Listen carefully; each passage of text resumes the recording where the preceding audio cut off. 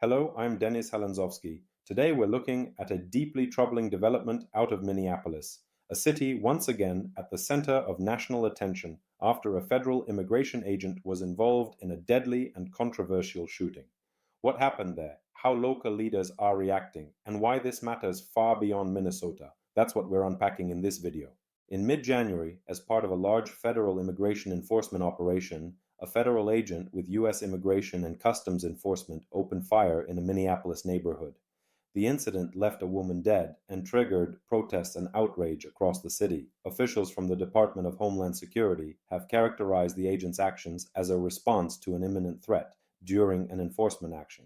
According to federal accounts, the woman's vehicle presented a danger in the context of a broader operation, but local officials, including the mayor and police leadership, strongly dispute that narrative, saying video footage does not clearly support the claim that the woman posed a direct threat to officers. This shooting did not occur in a vacuum. It followed a broader federal surge of agents in Minneapolis tied to immigration enforcement efforts, which has already strained relations between local and federal authorities. The city has seen protests, legal battles, and sharp rhetoric about both public safety and civil liberties since the incident.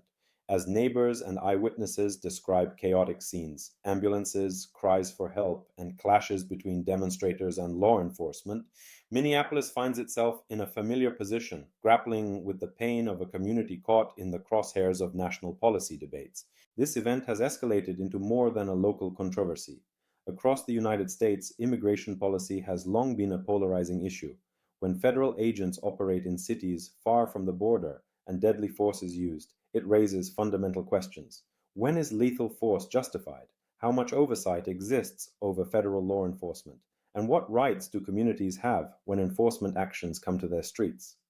Civil rights advocates and legal experts argue that cases like this test the boundaries of constitutional protections, including the right to due process and freedom from excessive force.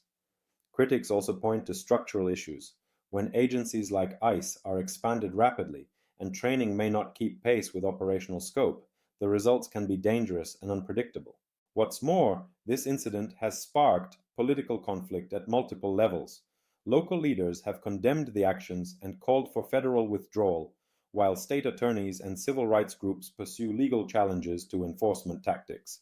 At the same time, the Justice Department and federal officials emphasize the authority of national law enforcement to act within the law, even when local sentiment runs in the opposite direction. This clash touches on broader questions about government power, trust between communities and law enforcement, and how the United States balances security with civil liberties in a deeply divided political climate. The Minneapolis shooting is a stark reminder of how immigration enforcement policies, federal authority, and community safety can intersect with tragic outcomes. What happens next, in courtrooms, on city streets, and in political discussions across the country, will shape how Americans understand both justice and accountability in the years to come. I am Halandzovskyi. Thanks for watching, and stay tuned as this important story continues to unfold.